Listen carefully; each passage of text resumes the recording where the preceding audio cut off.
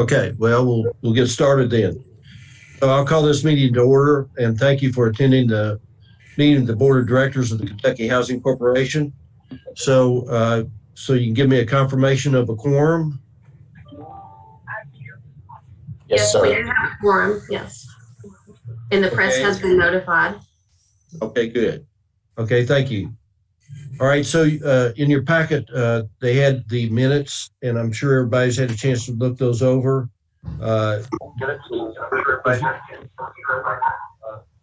Does anyone have any questions or corrections to the minutes? If not, do we have a motion to approve? So moved. Okay. We have a motion. Do we have a second? Second. Mr. Yates, second. Okay. All right. So we have a motion to approve and a second. All in favor signify by saying aye. Aye.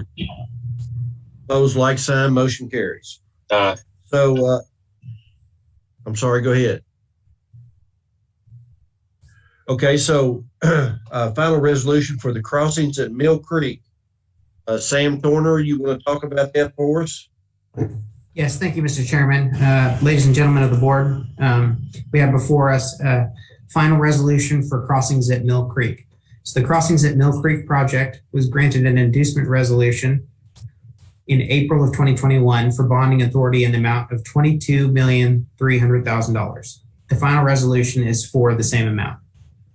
Crossings at Mill Creek project involves the acquisition and new construction of 180 units serving families in Louisville, Kentucky. The project will serve 41 households at or below 30% area median income, 93 households at or below 60% area median income, and 46 households at 80% area median income.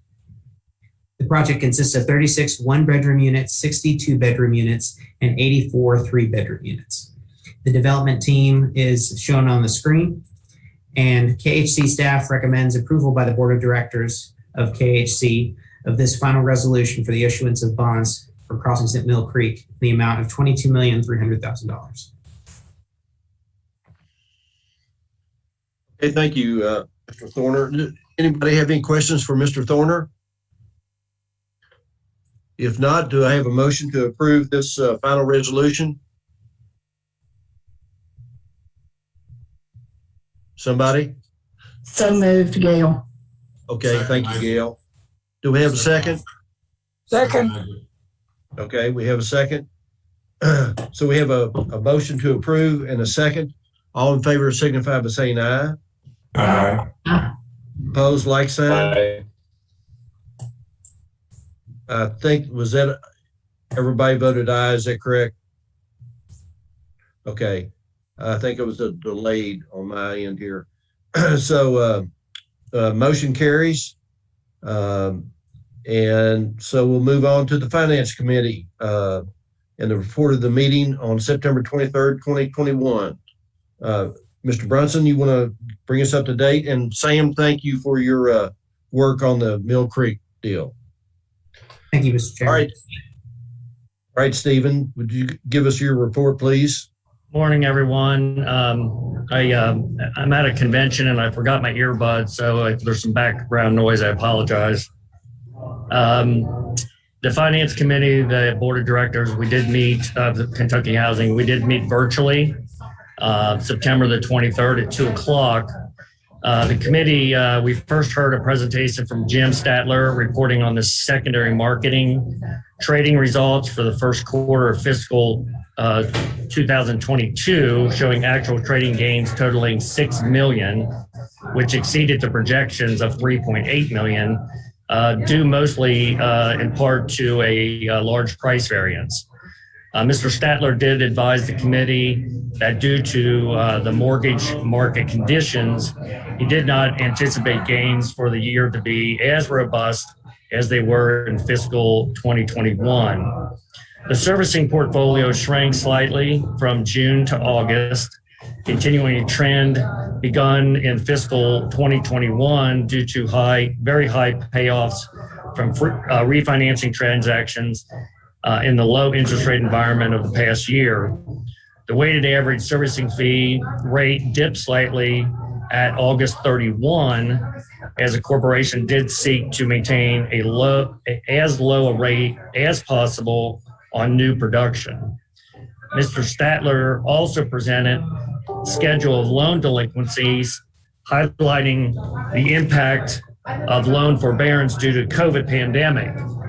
While the overall ratio of delinquent loans to total loans remained constant, the severity of the delinquencies continued to worsen.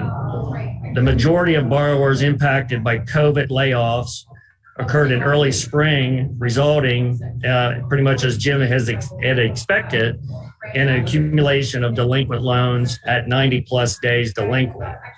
As forbearance expires, these loans will be worked by the corporation's default management and loss mitigation staff to bring as many of these loans current and sustainable. Mr. Statler also advised the committee that based on his evaluations, the secondary market mortgage purchase program remains the preferred method of funding our single-family loan production. Preserving available bond cap for multifamily production and mortgage credit certificate program use. And finally, Mr. Statler advised the committee that the corporation had made a $60 million advance payment on the estimated pension exit bill of $90 million. This advance payment will save the corporation an estimated $275,000 per month in interest. The committee was then presented with the fiscal June 30, 2021 audit report by Crow LLC partner Christine McDonough. Ms. McDonough is present this afternoon to present to the full board highlights of the audit report with the entire board. The report was in the packet you received and will be scrolled on the screen during the presentation. So at this point, I'll turn it over to Christine. Thank you. All right. A couple of themes from the presentation that we also went over with the Finance Committee. I'm going to show a couple of areas where the financial statements highlight the discontinuation of the pension plan, the OPEB plan.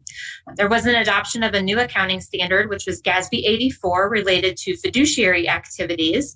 So I will identify where that standard was adopted and the additional statements for it. We'll highlight some of the mortgage loan volume throughout the year and the impact that that would have had on the business type activities within the financial statements. And finally, within the government-wide financial statements, you'll see a lot of additional funding this year, primarily due to COVID. So with that, I'd like to scroll first to page 18 of 75, and this is going to be the audit opinion for the financial statements. We did issue an unmodified audit opinion indicating that the financial statements are free of any material misstatements. Management does draft the audited financials, or they do draft the financial statements, and our role as the auditors is to test the transactions that are contained within the audited financial statements to ensure their compliance with applicable accounting standards. Page 19 of 75 is going to show at the very top our opinion, which does indicate that the financial statements are free of material misstatements. And as you will see, there is an emphasis of matter paragraph directing the reader to note K. This is talking specifically about the exit of the pension plan. There was a plan measurement change that had to take place in order to move from the state incurred pension liability to the final pension liability.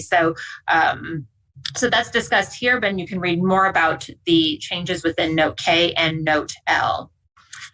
From there, I'd like to go to the MD&A, which starts off on page 20 of 75.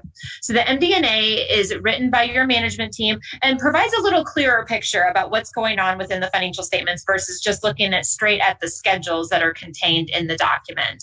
So a couple of the highlights that your management team has pointed out here.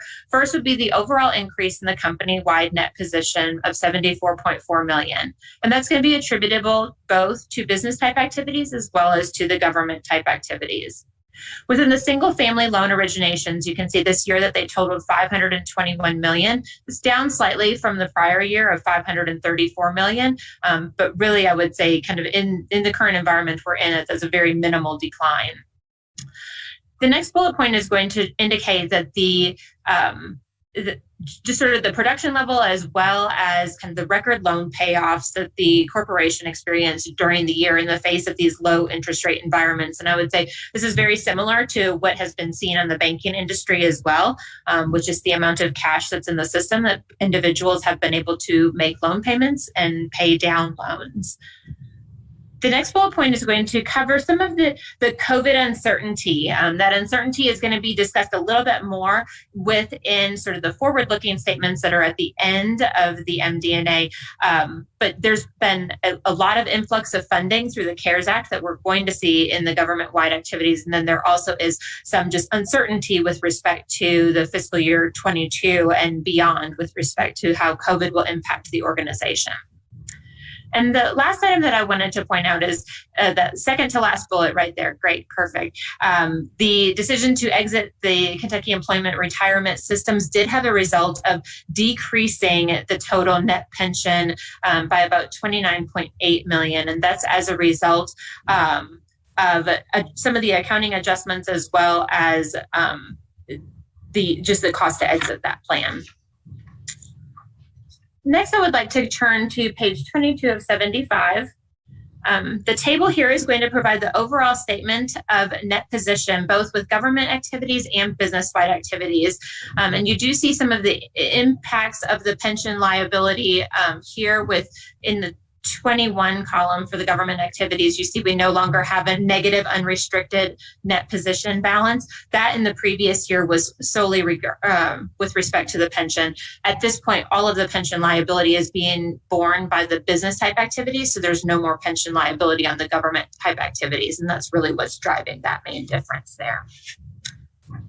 The next page on table 2, so this is 23 of 75, is going to provide the overview of the government type activities and business type activities statement of activities. So this would typically be referred to as an income statement. We'll look at the business type activities in a little bit more detail, but do want to point out just sort of the increase in funding and total revenues on the government type activities. As I mentioned, a lot of that's going to be sort of that influx of COVID funding, and most specifically the Healthy at Home Eviction Relief Program that has increased funding over the previous year, which there wasn't any funding increase. The next item is going to be on page 26 of 75. So this is going to break down the statement of net position for those proprietary funds or the business type activities in a little bit more detail. As we indicated previously, we are seeing sort of a continued decline in the mortgage loans and other real estate owned. This is primarily as a result of payoffs, as well as those loans that continue to be sold within the secondary market. There is discussion within the financial statements of those secondary market balances, and I'll point you to that once we get there. You can also see here that we now have the full $90 million of the pension liability that's borne on the business type activities, when in the previous year that would have been approximately $82.8 million. But that at that point would have been split between government activities and business type activities. Page 27 of 75 provides then the overview of the income statement with respect to the business type activities. You do see here that there's been some decline on the interest income from loans. That's going to be as a result of pressure on interest rates, as well as a declining volume. So it's a rate volume mix that's driving down that change.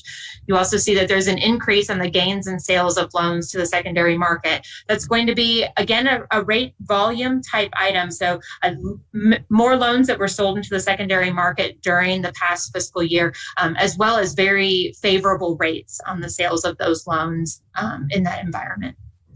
And then you see the decrease in the general and administrative expenses. That typically is, you're not going to see an expense item shown as a negative number. We are here as a result of some of the plan changes with respect to the pension that drove that balance negative. So that would not be something you would expect to see recur in the upcoming year.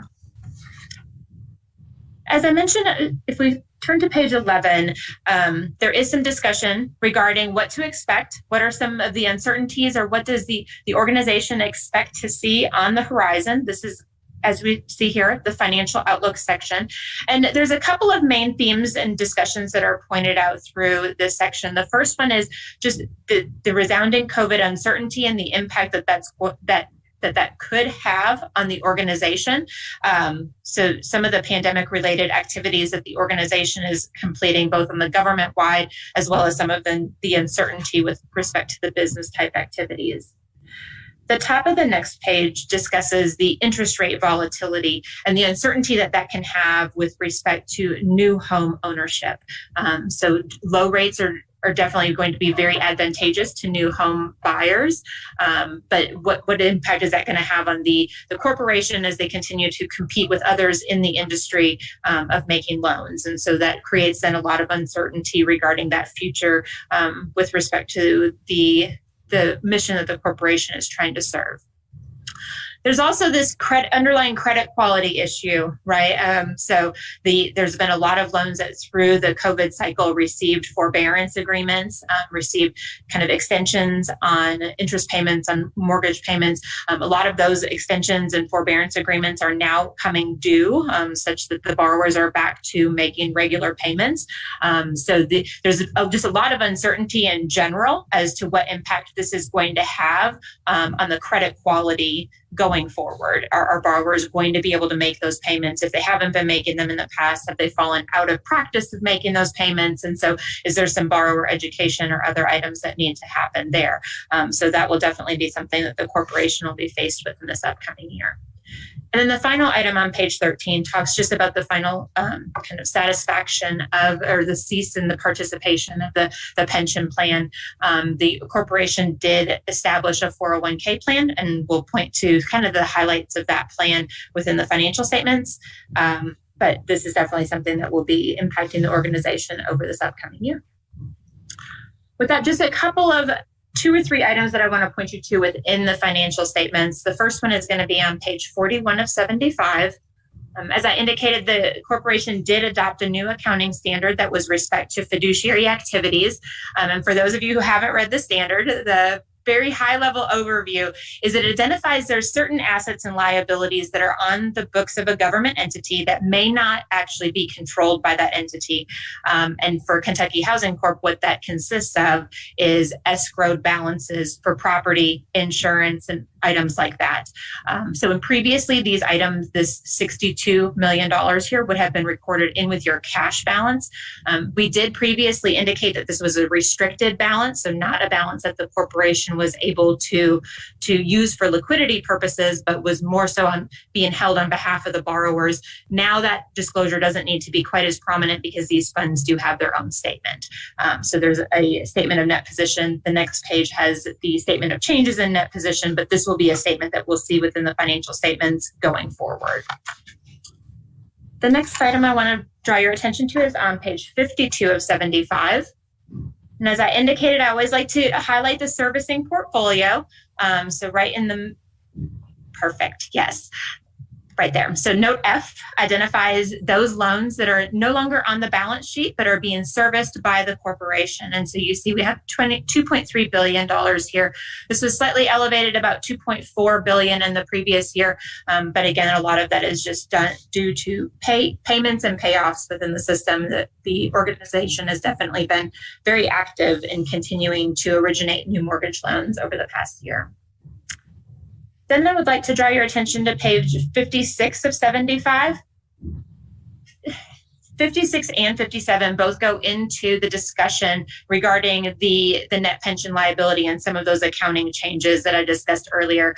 Previously within the financial statements, the pension footnote was no less than 10 pages, probably more than 10 pages actually, just going through all the key assumptions and determinations for the pension plan. This is now boiled down into about a page within the financial statements over page 56 and 57, just talking through the changes with respect to the accounting measurement change, the liability that is established at the end of the period. And then on page 57 of 75, we have kind of the fact that the plan is ceasing to be in existence, that there is the $90 million liability. And then note M discusses the establishment of the defined contribution plan. With respect to the government programs within the organization, we do perform testing over certain major programs on a rotating basis as defined by the audit standards. And so this year we're testing, I believe, 7 programs. So the majority of that program testing has been completed to this point, and we don't have any items that we would need to share with the committee. We did have one posted adjustment with respect to the financial statements that has been incorporated into these documents, and that was as a result of certain funds that had been received. Typically what happens for the organization is that they incur expenses and then they're reimbursed for those expenses within the government type activities. There were certain funds that were received in advance of the expenses being received, and those had been reported as revenue and should have been reported as a deferred revenue item on the statement of financial position. So that change was corrected within the financial statements, and we've discussed sort of control enhancements that the corporation can put in place going forward to correct those items. As Stephen mentioned, when we met with the Finance Committee, we did have the opportunity to go into executive session, which I think is a great corporate governance item to point out. And I do want the full board to know that those conversations did happen without management present, and that corporate governance item was fulfilled during the Finance Committee meeting. Finally, I'd be remiss if I didn't thank the management team, because pulling together an audit takes a lot more than these 20 minutes that I've gone on with respect to these financial statements. And so definitely want to thank Jim, Christina, Kevin, their entire team, and all the people that they pull in to assist us with the audit. We definitely appreciate their efforts. With that, I will open up to any questions that the committee members may have, but that concludes my presentation.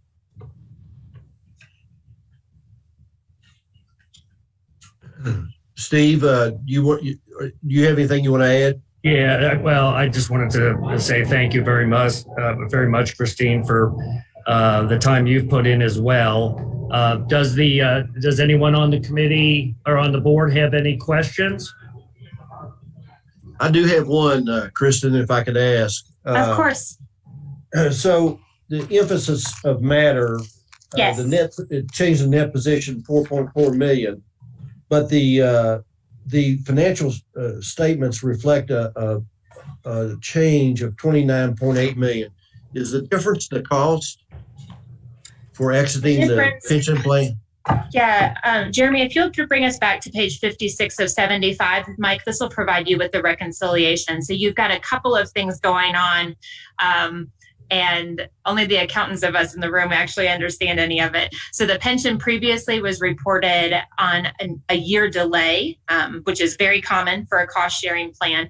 So the pension previously had been reported as of a 1 year in arrears from the financial statement. So there were two items that we had to do. First, we had to update that measurement date as of July 1st of 2020, right, to bring the measurement date in alignment with the year end. And then we had to remove the pension and add the $90 million liability. So that had an overall impact of that 4.4 million, which you can see on the schedule right here. Okay, I see.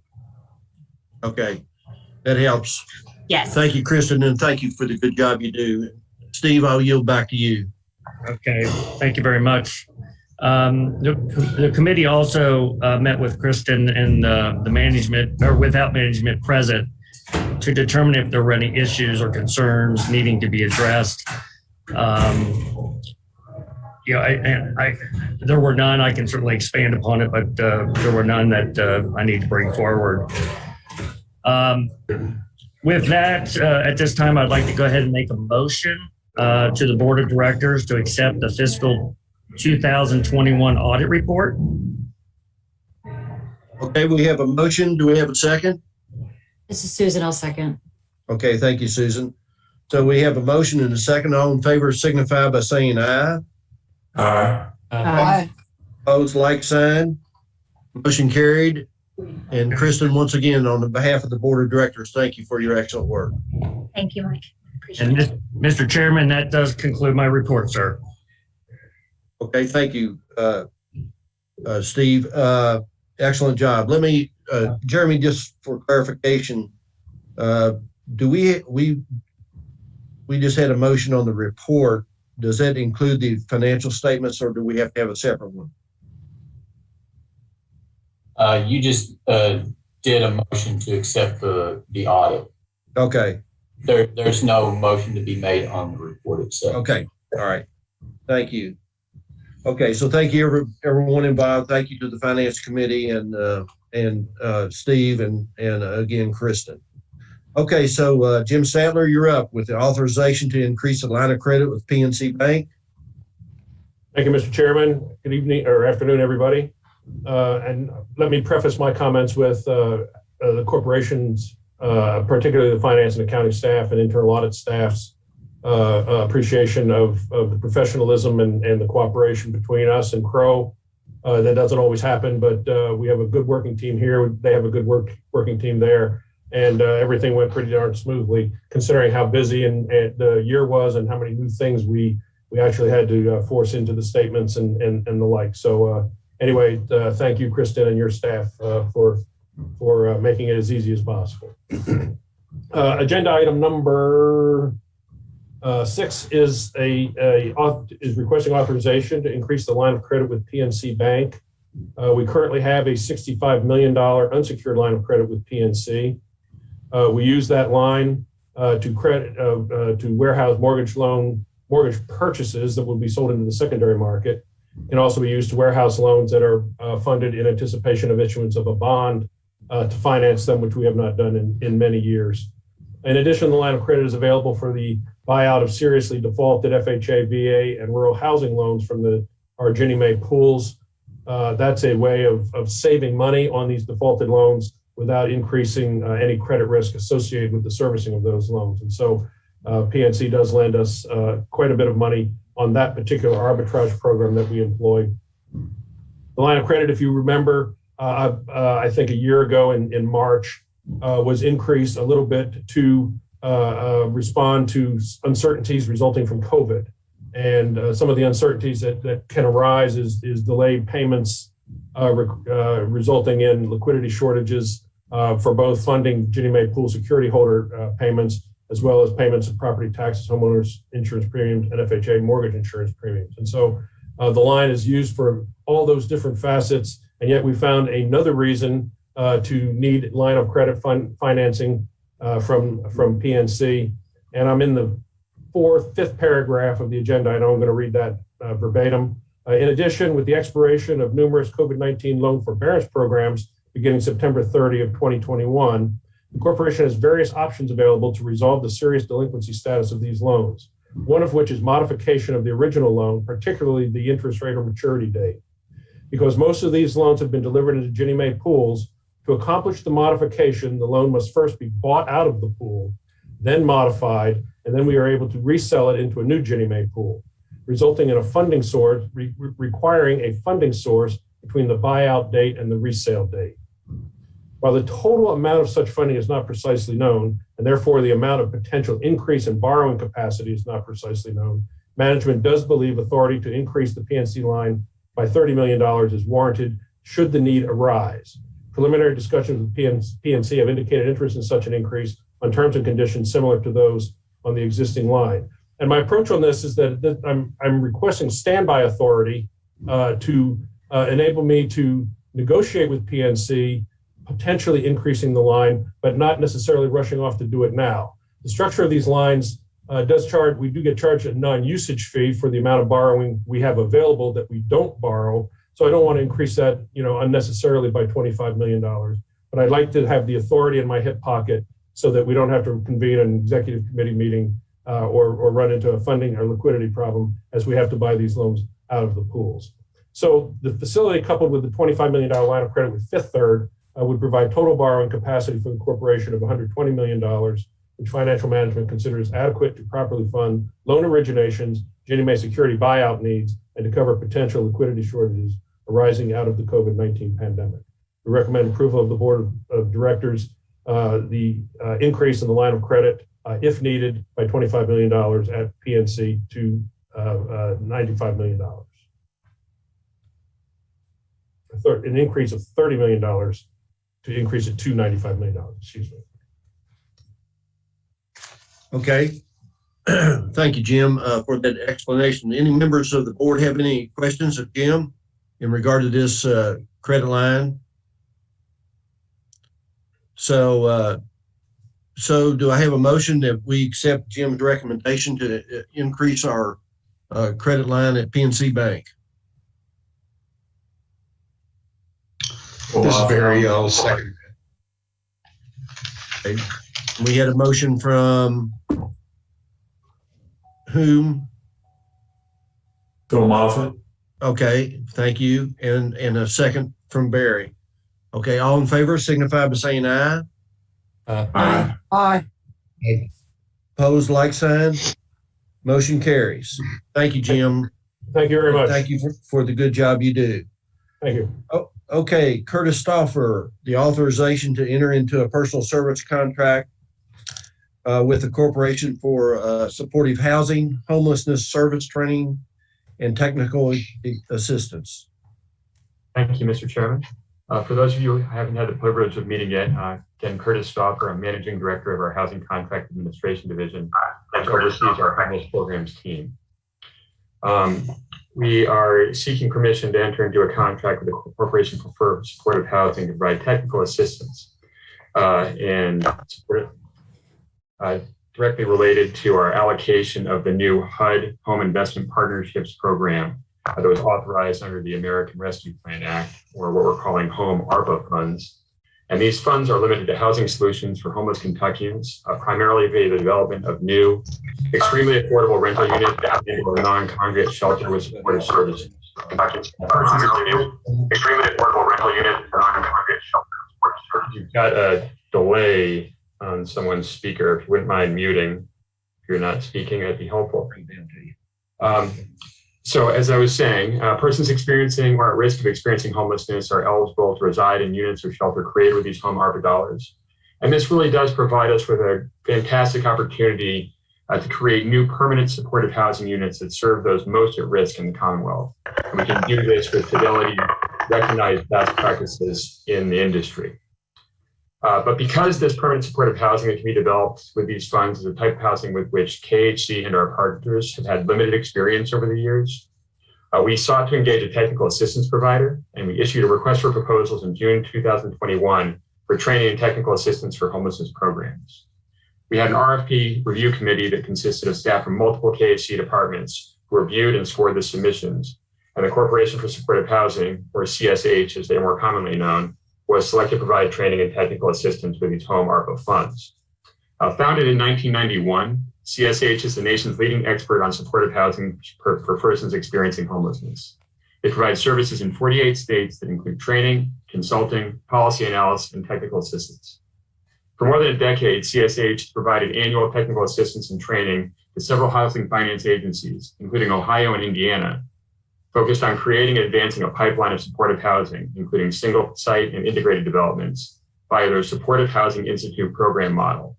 And that helps developers and their nonprofit service provider partners create strong proposals for permanent supportive housing that's seeking LIHTC and other competitive funds, including things like our home ARPA funds that are available. CSH's training, technical assistance, and policy support has contributed to the creation of over 300,000 homes for at-risk persons across the nation since their founding 30 years ago.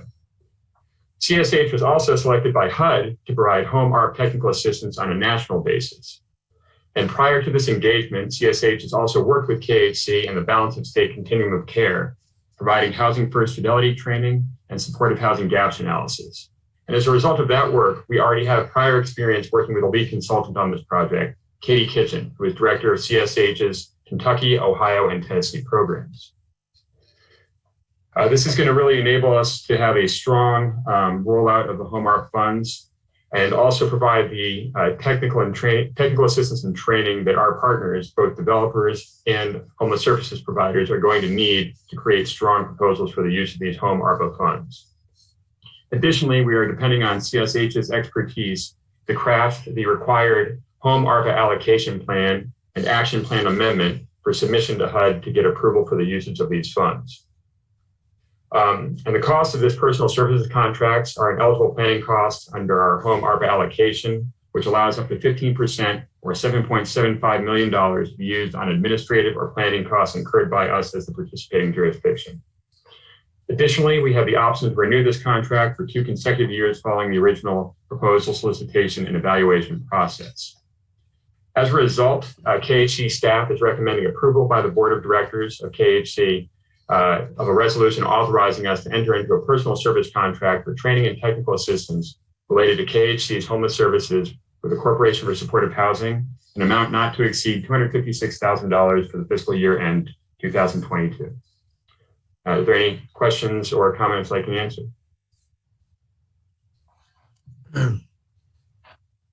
Just let me say, I'm getting reports about some of the work that you all are doing on homelessness in Eastern Kentucky. And it sounds to me like you all are really making a difference. I think what you all have, the plans that you've laid out, certainly with Governor Beshear's approval, are really, really making a difference. And so just, I really appreciate what you've done because it certainly has helped here. We don't have the homeless problem like Louisville or Cincinnati, but we have been able to help several people here in this area. So thank you for the good job you all are doing in that regard. So do any of the board have any questions of Curtis? Okay, Curtis seems like he did a really good job explaining it. So thank you, Mr. Chairman. With that, we'll entertain a motion, to approve this personal service contract. Motion. Phil Moffitt will make the motion. Hey, thank you, Phil. A second? Yeah, second, Isaac Myers. Thank you. So I have a motion and a second. All in favor signify by saying aye. Aye. Mr. Chair, if you would hold up just a second on the vote. Secretary Johnson had mentioned prior to this meeting to me that she was going to abstain on this vote, and we need to make sure the record reflects that. She does vote because this contract will have to go before the Government Contract Review Committee, and in the event not vote in favor of the contract, it would be sent to her for her to review and make a determination on. So we have an approval of the motion, and the secretary must abstain. So if we would have the record reflect that, please.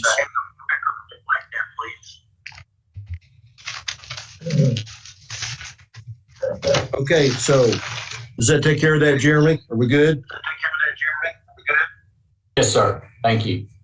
Okay. All right, so let's move on to informational items. And Winston, I'm going to yield to you for any informational items you have. Mr. Chair, Winston is in transit and he had to join by telephone. I'm not sure if he's still connected. Yeah. He is. Can you all hear me? We can. Yes, sir. Okay, good. I was on mute there for a second. I'm sorry, but trying to cut down on the background noise. I apologize for being out of the office today and not in connect with the internet to where I can do the video. But I want to thank everybody for being in attendance at the meeting, and I really appreciate your support for the programs that have been presented to you. At the December meeting, I hope that we'll have a much more detailed report from me and from other staff members about the success that we've had with the Healthy at Home eviction prevention effort and the homeowners assistance programs for which we've been very greatly involved. Pardon? I think it's okay, just. I think it's backing up on you a little bit, Winston. Okay. Well, let me defer any further comments to the December meeting. If anybody has any questions about anything, please feel free to give me a call. Okay. Thank you, Winston. Does anybody else, board or staff, have anything they want to bring up today and discuss? Well, if not, Winston, if you and Jeremy would tell the staff how much we appreciate it. And I know the last few months have been really tough, and they've had a lot on their plate. But you folks are doing a great job at KHC. I continue to be impressed with the wonderful job you all do. So with that, Thank you. So if you would relate that to the staff, we would appreciate it. We'll do that. We certainly will. So anyone else have anything? If not, I'll entertain a motion to adjourn. Phil Moffitt with the motion. Okay, thank you, Phil. Second? Solly, I'll second. All in favor signify by saying aye. Aye. Aye. Opposed, like sign. We're adjourned. Thank you all very much. Thank you, everybody. Bye-bye. Thanks.